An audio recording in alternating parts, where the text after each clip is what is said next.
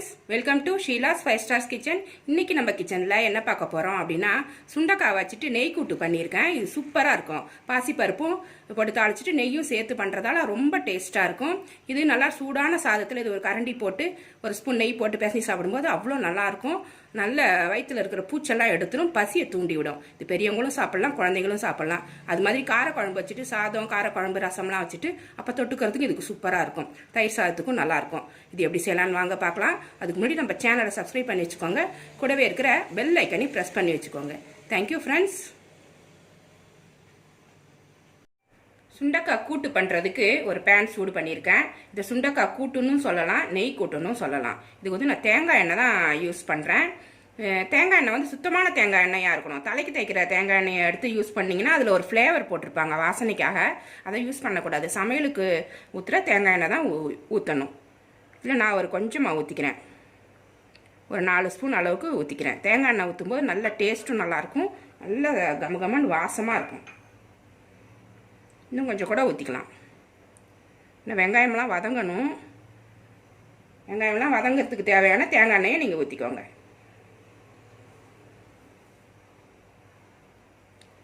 சுண்டைக்காயெல்லாம் cut பண்ணி கொஞ்சமாக தண்ணி வச்சுட்டு அதில் ஒரு 4 ஸ்பூன் மோர் போட்டுருங்க. மோர் இல்லைனா தயிரை போட்டு நல்லா கலக்கிட்டு அதில் வந்து சுண்டைக்காயை கட் பண்ணி போடணும். அப்போ தான் வந்து அது கருத்து போகாமல் இருக்கும். இந்த மாதிரி 2ஆக கட் பண்ணி போட்டால் போதும். போட்டு ரெடி பண்ணி வச்சுக்கணும். எண்ணெய் சூடாயிருச்சு. 1 ஸ்பூன் கடுகு, உளுந்தம்பருப்பு, ஒரு 1/2 ஸ்பூன் சோம்பு போட்டிருக்கிறேன். சோம்பு போட்டால் நல்லா வாசமாக இருக்கும். சோம்பும் சேர்த்துக்கலாம். 2 பெரிய வெங்காயம் பொடியாக கட் பண்ணி வச்சுருக்கேன், அதை சேர்த்துக்கலாம்.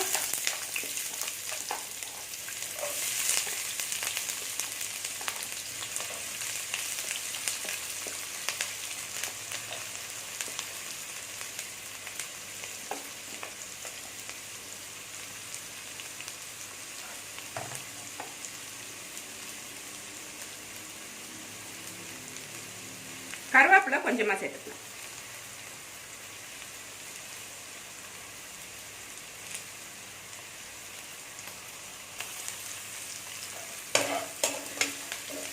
இது நல்லா வதங்கணும். சுண்டைக்காயை 2 கட் பண்ணி 2 அப்படி கொஞ்சம் கீர்ன மாதிரி கட் பண்ணி மோரில் ஊற வைக்க சொன்னேன். அது மாதிரி கொஞ்சமாக பாசிப்பருப்பு வேக வச்சு எடுத்துக்கோங்க. ரொம்ப குழைய வேண்டாம், கொஞ்சம் நெத்து பதமாகவே எடுத்துக்கோங்க. அப்போ தான் நல்லாயிருக்கும்.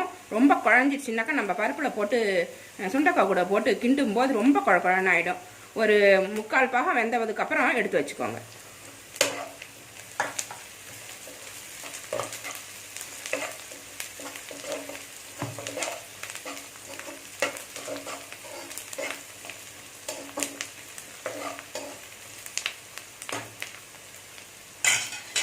இப்போ சுண்டைக்காவை இது கூட சேர்த்துடலாம்.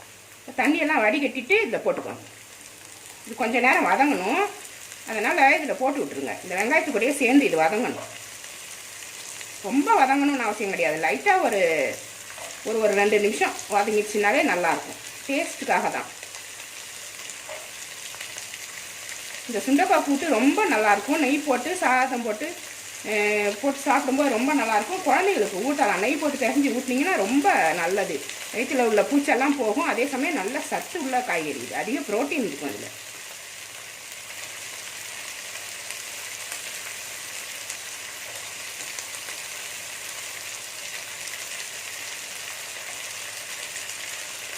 இது அப்படியே கிளறி விட்டுருங்க. கொஞ்சம் நேரம் கிளறி விட்டு ஒரு 2 நிமிஷம் வதங்கினா போதும். நம்ம அதுக்கு அடுத்த ஸ்டெப்பை ஆரம்பிச்சிடலாம்.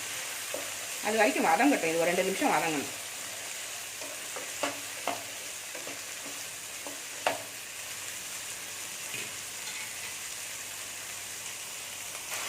சுண்டைக்காய் வதங்கும் போதே ஒரு 1/4 ஸ்பூன் மஞ்சள் போட்டுக்கலாம். இதுக்கு தேவையான உப்பு போட்டுக்கலாம். நான் ஒரு 2 ஸ்பூன் போடுறேன். அப்புறமா டேஸ்ட் பண்ணி பார்த்துட்டு தேவைன்னா போட்டுக்கலாம். இதுக்கு மிளகாத்தூள்லாம் ஒன்றும் போடக்கூடாது. பச்சை மிளகா தான் அரைச்சி போட போகிறோம். அதனால் இதோட இது வதங்கட்டும். இந்த மஞ்சள் பொடி உப்பு மட்டும் போட்டு இப்போதைக்கு இது வதங்கணும். கொஞ்சம் வதங்கிடுச்சு. இது வேகிறதுக்கான தண்ணி கொஞ்சமாக ஊற்றிக்கலாம். இது ரொம்ப தண்ணியாக இருக்காது, ஒரு கெட்டியான பதத்துக்கு தான் இருக்கும் இந்த கூட்டு. ரொம்ப தண்ணியாக இருந்துச்சுன்னா சாம்பார் மாதிரி ஆகிடும். இது கூட்டுன்றது கொஞ்சம் தொட்டுக்கிற அளவுக்கும் இருக்கும், லைட்டாக போட்டு பிசைஞ்சு சாப்பிட்றதுக்கும் நல்லாயிருக்கும். நல்லா சூடான சாதத்தில் இது ஒரு கரண்டி சுண்டைக்காய் கூட்டு போட்டுட்டு 2 ஸ்பூனு நெய் போட்டு சாப்பிட்டிங்கன்னா அவ்வளோ டேஸ்ட்டாக இருக்கும். இது நல்லா வேகணும், வேகிற வரைக்கும் அப்படியே இருக்கட்டும்.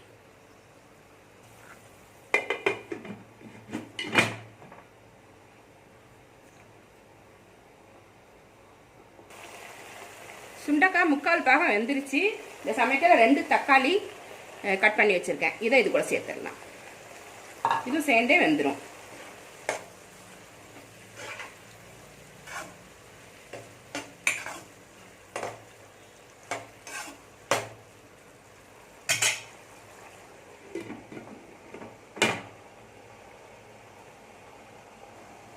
சுண்டைக்காய் கூட்டுக்கு தேவையான மசாலாலாம் நம்ம அரைச்சிட்டு வரணும். அதுக்கு நான் என்னென்ன எடுத்து வச்சுருக்கேன் அப்படின்னா, கொஞ்சமாக தேங்காய், ஒரு அரை மூடி தேங்காயில் பாதி, ஒரு தேங்காய் 2ஆக உடச்சி அந்த பாதி எடுத்து வச்சுருக்கேன். உங்களுக்கு எவ்வளோ தேவையோ போட்டுக்கலாம். ஒரு 5-6 சின்ன வெங்காயம், ஒரு 6-7 பூண்டு பல் இருக்கும், இது எடுத்து வச்சுருக்கேன். கொஞ்சமாக எடுத்து வச்சுருக்கேன். இது காரத்துக்கு தகுந்த மாதிரி பச்சை மிளகா, இது ஒரு 6 பச்சை மிளகா எடுத்துருக்கேன். இது சின்னதாக இருந்தாலும் நல்லா காரமாக இருக்கும். உங்களுக்கு காரம் எவ்வளோ வேணும், உங்கள் வீட்டில் எப்படி இருக்குது பச்சை மிளகான்றதை பார்த்துட்டு நீங்கள் வச்சுக்கோங்க. ரொம்ப காரமாகிடுச்சுன்னா கூட்டு நல்லா இருக்காது. கொஞ்சம் காரம் கம்மியாக இருந்தால் தான் கூட்டு நல்லாயிருக்கும். 1 ஸ்பூன் சீரகம், தேங்காய், சின்ன வெங்காயம், பூண்டு, பச்சை மிளகா, 1 ஸ்பூன் சீரகம். இதை வந்து மிக்சியில் போட்டு தண்ணி ஊற்றக்கூடாது. தண்ணி ஊற்றாமலே விட்டு விட்டு அரைச்சிங்கன்னா கொஞ்சம் குறப்பாக அரைக்கணும். ரொம்ப நைஸாக கூழ் மாதிரி அரைக்கக்கூடாது.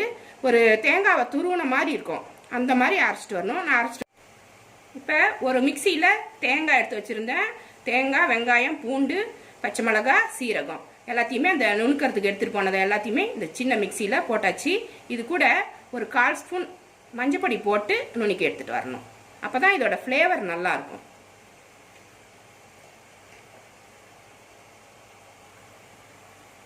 இது மாதிரி கரகரப்பாக நுணுக்கிக்கணும். ரொம்ப நைஸாக தண்ணிலாம் ஊற்றக்கூடாது, ரொம்ப நைஸாகவும் அரைக்க வேண்டாம். இந்த மாதிரி ஒரு கரகரப்பான ஒரு இதில் ஒரு பக்குவத்தில் இதை வந்து நுணுக்கி ரெடி பண்ணி வச்சுக்கோங்க. இப்போ இதில் சுண்டைக்காய் கூட இதை சேர்த்துடலாம். அழகாக வந்துருச்சு. இப்படி தான் இருக்கணும். அது பார்க்கும்போது எவ்வளோ அழகாக இருக்குது பாருங்கள். நல்லா மணிமணியாக இப்படி இருக்கணும். ரொம்ப தண்ணியாக இல்லாமல் கரெக்டான பக்குவத்தில் இருக்குது. இப்போ இந்த தேங்காய் அரைச்ச மசாலாவை இதை போட்டுடலாம்.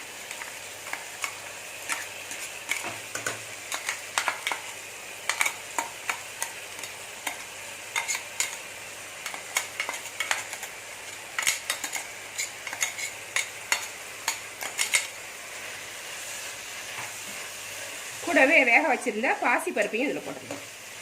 பாசி பருப்பு ரொம்ப குழப்பான்னு வேகக்கூடாது, கொஞ்சம் நெத்து பதமாக வேகணும். கரெக்டான பதத்துக்கு குழஞ்சி போகாமல் வேகணும். அப்போ தான் அந்த டேஸ்ட் வந்து சூப்பராக இருக்கும். இதையும் சேர்த்து இது கூட கிளறிடுங்க.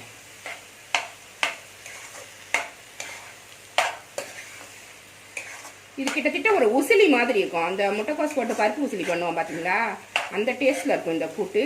ரொம்ப நல்லாயிருக்கும்.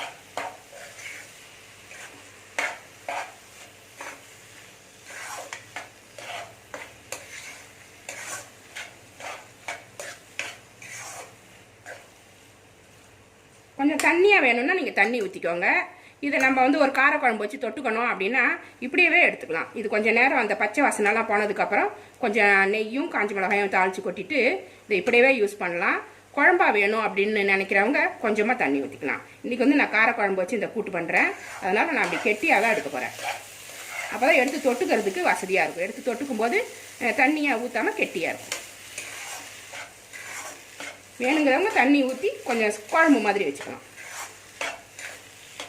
நம்ம போட்ட மசாலாலாம் பச்சை வாசனை போகிற வரைக்கும் இதை மூடி வச்சிடலாம்.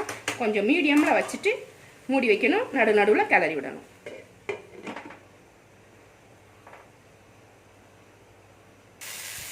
இந்த சமயத்தில் கொஞ்சம் உப்பு கூட செக் பண்ணிக்கோங்க. உப்பு பத்தலைன்னா போட்டுக்கலாம்.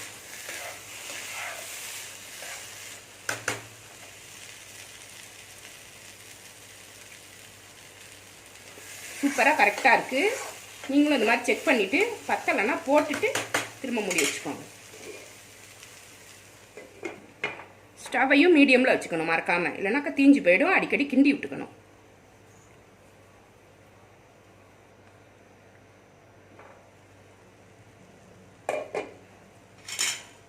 இப்போ நல்லா வெந்துருச்சு. இந்த பச்சை மணமெல்லாம் மாறி நல்லா வாசனையாக மாறிடுச்சு. இப்போ இதை ஒரு பக்கம் மாற்றி வச்சுட்டு இதை தாளிச்சிடுவோம். இது ஏற்கனவே தாளிச்சிட்டோம். இப்போ நெய் சேர்க்கறதுக்காக கடுகு இல்லாமல் தாளிக்க போகிறோம். இப்போ நெய் போட்டு தாளிக்கிறதுக்கு ஒரு குட்டி வானல் போட்டிருக்கேன். இதில் நம்ம தேவையான நெய் போட்டுக்கலாம். நெய் வேண்டாம், நெய் சேர்க்கக்கூடாது சாப்பாட்டில் அப்படின்னு நினைக்கிறவங்க அதோடய அப்படியே நிறுத்திக்கோங்க. நெய் போட்டிங்கன்னா ரொம்ப சூப்பராக இருக்கும். நான் கொஞ்சம் தாராளமாக தான் நெய் போடுவேன். 4 ஸ்பூன் போடுறேன் நான்.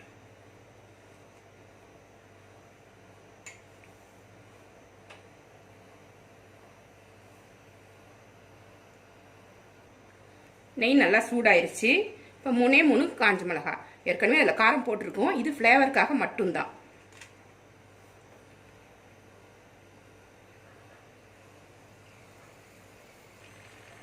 இது கூடவே கொஞ்சமாக பெருங்காயம், கொஞ்சம் கருவேப்பிலை.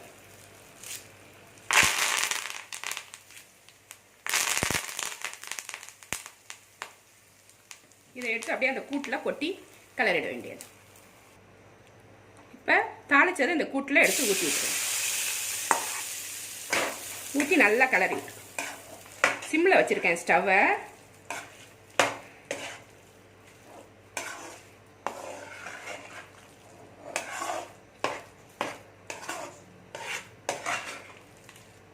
நல்லா எல்லா பக்கமும் கிளறி விட்டு சமைக்கும்போது பார்த்து சமைக்கணும். சின்ன பிள்ளைங்கள்லாம் சுட்டுக்காமல் சமைக்கணும். விளையாட்டாக சமைக்கக்கூடாது. ரொம்ப கவனமாக சமைக்கணும். ஏன்னா ஒரு சூடு மேலே பட்டுருச்சுன்னா ரொம்ப நேரத்துக்கு அந்த எரிச்சல் தாங்கவே தாங்காது நம்மளுக்கு. எண்ணெயை தாளிக்கும் போது, வேக வைக்கும்போது வெந்நீர் பற்றக்கூடாது, எண்ணெய் பற்றக்கூடாது, சுடு எண்ணெய், இதெல்லாம் பார்த்து தான் சமைக்கணும்.